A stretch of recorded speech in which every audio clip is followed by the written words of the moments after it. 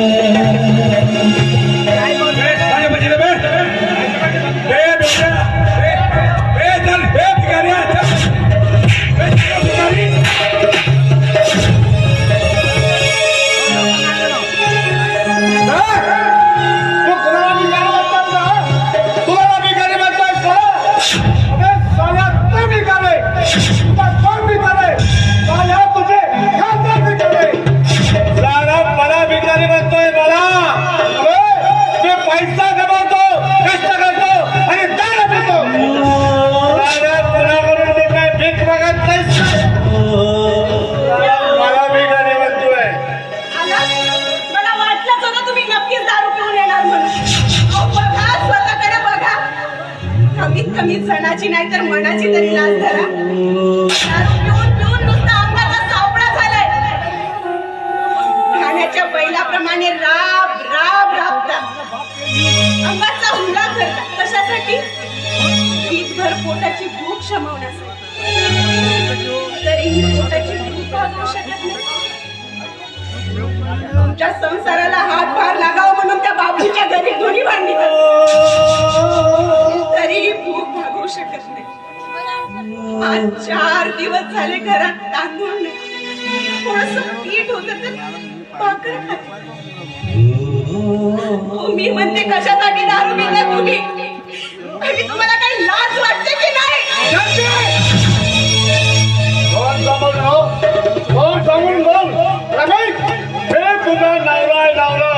आणि तो माझी बायको आहे आणि नवरा हा बायकोसाठी परमेश्वर असतो। परमेश्वर हे विसरू नका। नवरा हा बायकोसाठी परमेश्वरच असतो, पण तुमच्यासारख्या माणसाची त्या देवाबरोबर तुलना नका करू।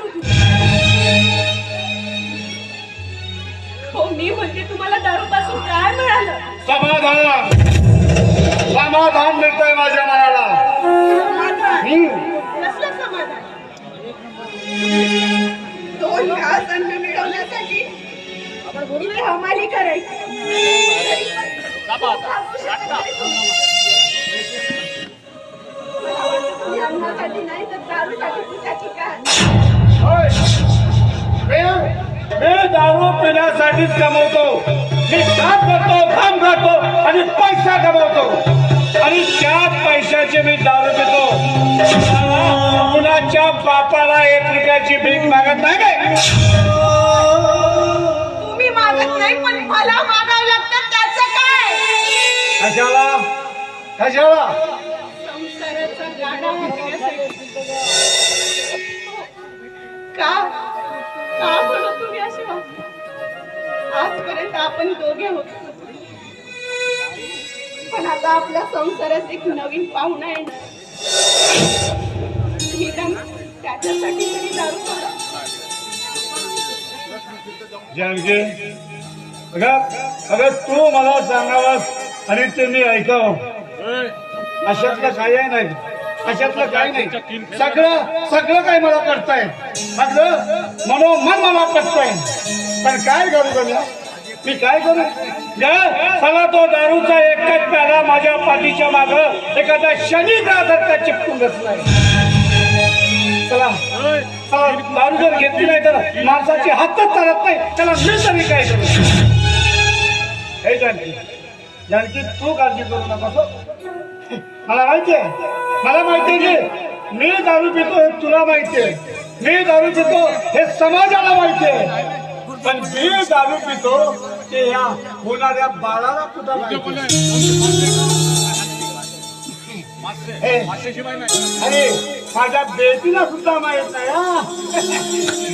म्हणून मी तुझी शपथ घेऊन सांगतोय, तुझ्या बाळाची शपथ घेऊन सांगतोय, गावात पासून मी दारूला स्पर्श देखील करणार. शपथ नका घेऊ. रोज तुम्ही शब्द घेता आणि रोजच दारू पिता. 10 वर्षापासून हेच ऐकत आलीये मी तुमचं. बरोबर आहे, अगदी बरोबर आहे. मागतात ना की रोज मरे त्याला कोण रडायचं. अशाच मी माझी गत झाली. पण जानकी मी तुला माझ्यावर एक दिवस विश्वास ठेवावाच लागेल. मी भोलेनाथाची शपथ घेऊन सांगतोय, आजपासून मी दारूला कधी स्पर्श करणार नाही. कधीच नाही. तुझ्या देवाला मध्ये नका आणू. ते जाऊ द्या. तुम्ही तांदूळ आणायला गेला होतात ना, आणलेत का तांदूळ? मी तांदूळ आणायलाच गेलो होतो. पण त्याचा काय झालं की तो रस्त्यामध्ये दारूवाला सापडला ना. माझ्याकडे त्याची उधारी होती. साल्याने पूर्णच्या पूर्ण पैसे माझ्याकडून हिसकावून घेतले. त्याला दिमाग खराब झाला होता. पण तो रस्त्यामध्ये पुण्यशील मला भेटला. एक किल्लो मला पाजला आणि तेव्हा कुठं माझं टेन्शन निघून गेलं.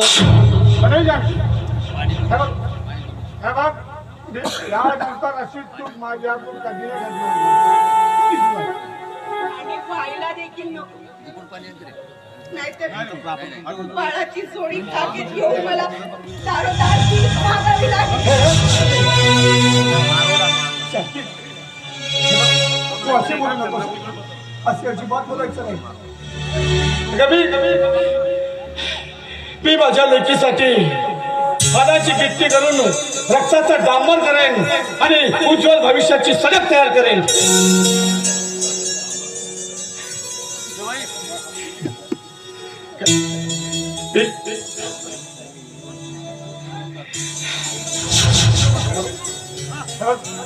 आजपर्यंत 10 वर्ष गेलीत मी माझ्या लेकीसाठी काही करू शकलो नाही.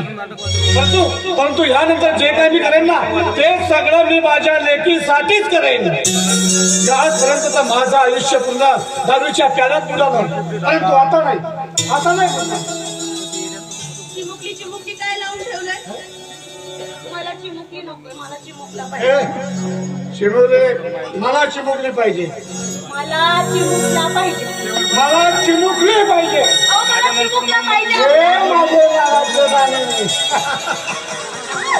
हे माझे लालाचे लाले, अगं मुलगा असो वा मुलगी कशाला करतेस भेद? हा?